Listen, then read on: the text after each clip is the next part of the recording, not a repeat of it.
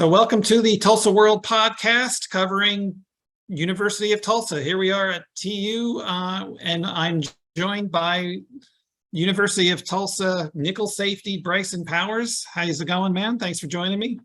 I'm good, John. Thank you for having me on today.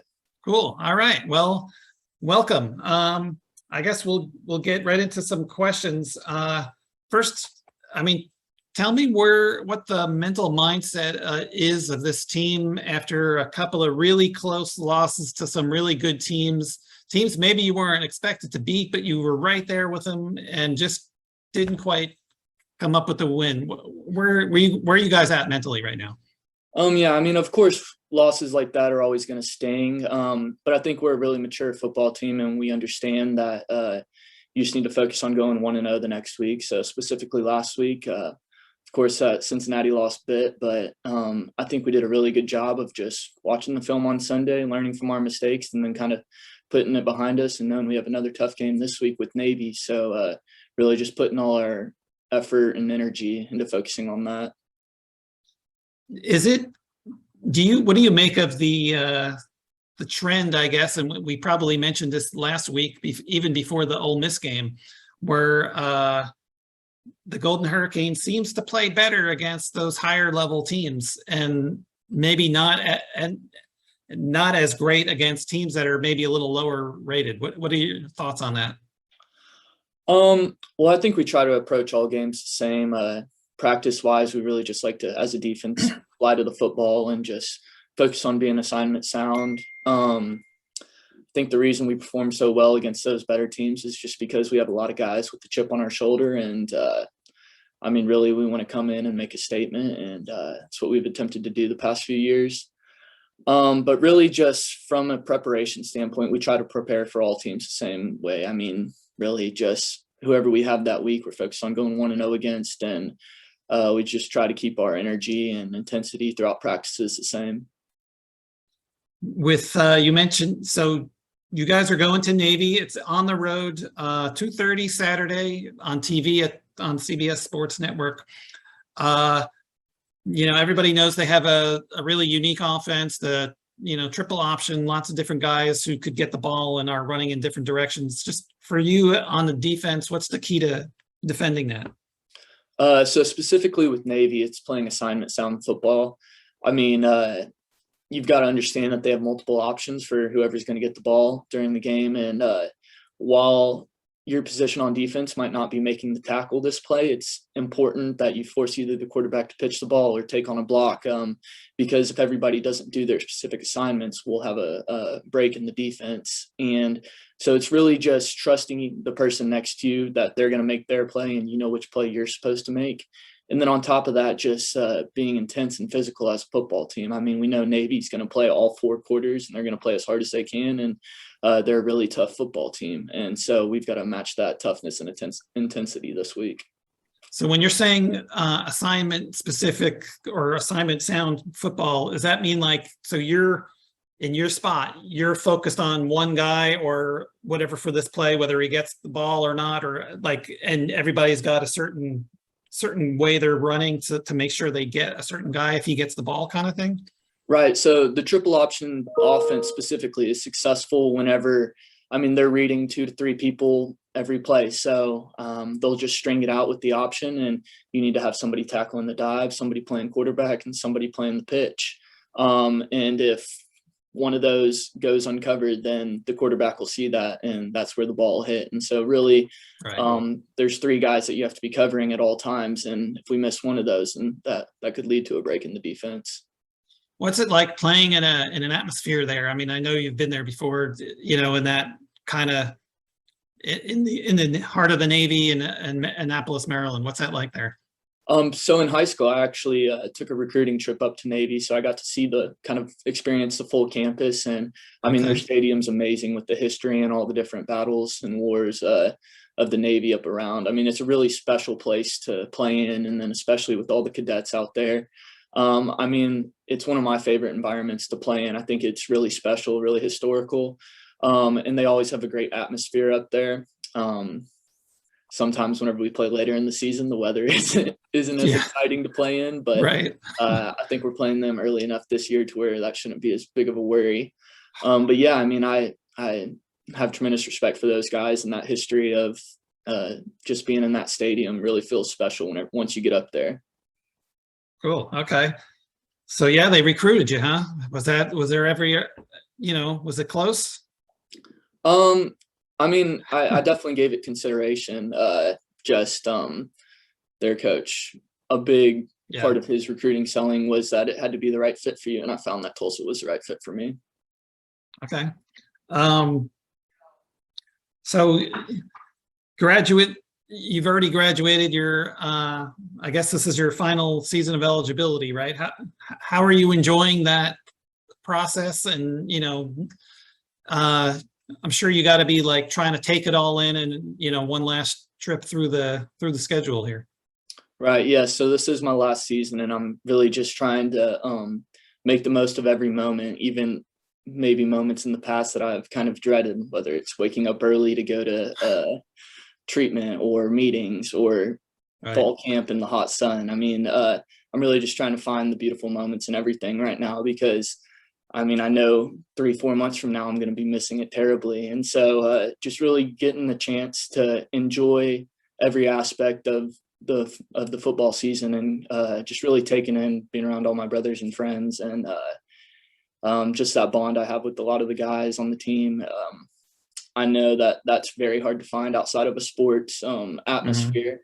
And so I'm really appreciative for that. And I'm trying to savor every moment that I have with all the guys and the coaches and staff. I mean, it means a lot to me. And you and your brother Colby is now here. He transferred in from Arizona. We've actually seen him a couple of times featured in the offense. He's got 4 receptions for 20 yards as a tight end. How cool has that been, being with him? I mean, it's amazing for me because so I've never gotten to play with Colby before. Whenever I was a senior in high school, he was in 8th grade, so we missed each other there. And then whenever he went to Arizona, I thought that it was never going to happen. And then to get him to transfer here this year, I mean, my last year, it's been amazing. I know my mom's loved every second of it, being able to spend all her time in Tulsa now, as opposed from having to split game days. So yeah, I mean, it's great to have him around. We're like the best of friends. We hang out all the time. We eat dinner together. But yes, it just adds to the bittersweetness of my last season, being able to have my brother around. And I mean, it's a first for me, but it's my last season. And so just saving it all. That's awesome. All right, cool. And so you graduated with a mechanical engineering degree, and you're working on your MBA now. First of all, what are your plans for after this season? Are you looking into like continuing your football career, maybe in the NFL or perhaps elsewhere, or are we going into the business world, or what are we doing? As much as I'd love to continue playing football, I think my body might hate me if I attempted to do that. So I plan on just going into the business world after this. I'm in the process of a lot of final interviews for a couple of jobs that I'm really excited about, and cool. Just kind of see where that goes from there. But I mean, I'll definitely be around Tulsa watching my brother and being a fan, but I think after this year, my football days will be over. Well, we got a new indoor football league team. That could be an option. I did see that. I just saw that on Twitter the other day, which I don't know much about indoor football, but it looks interesting. Yes. All right, cool. Well, good luck on your interviews, and hope those go well the way you want them to. So while you've been at TU, how much have you followed the other sports at the school? Basketball, soccer. I mean, the soccer team's really good. Where have you been much involved in, as a fan? Yeah, definitely. I mean, I think it's important for us. They come out to all of our games and support us all the time. So it's important for us to get out there. I'm mostly the men's soccer games, basketball games, women's soccer. I've been to, I think, a competition for every single sport here besides maybe golf and rowing. I'm not sure where they hold those, but yeah, I mean, I've tried to take it all in and just really be a fan, because I know a lot of the people on those other teams, and it's really good to see somebody excel as well in what their craft is. So I mean, I think our soccer team's ranked maybe top 3, top 5 at least right now. And basketball should get going soon, which is really exciting. So yeah, definitely. Yeah, is there much camaraderie between the athletes and the different sports there? You guys all kind of cross paths a lot? Yeah, so with Tulsa being such a small university and still being a D1 sports program, I don't know what the percentages are, but it seems like a good amount of the population on campus are all athletes, especially in the summer when we're all up here and not as many of the normal students are. So, I mean, yeah, we get really close with a lot of the people from the other sports programs, and we see them all the time. I mean, they're in all of our classes. So, yeah, I mean, really, especially with a small university, we have a lot of contact with them. And I mean, yeah, it's great getting to know people from, a lot of them are international students as well. So getting cultured a little bit and meeting people from all over is really exciting part of Tulsa. Yeah, that's cool. Okay. Now, I just wanted to ask you this, kind of going off topic slightly. A lot of a big deal coming up the last couple of years, talk about NIL stuff, name, image, likeness. First of all, do you have any deals in place or anything in that realm, and what's your thoughts on that?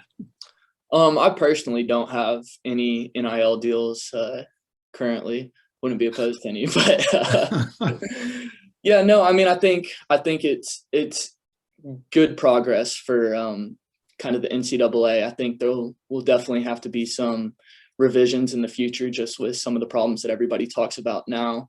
But I don't think those are the end all be all to the actual NIL. I think it's here to stay. I think we'll see revisions along the way to kind of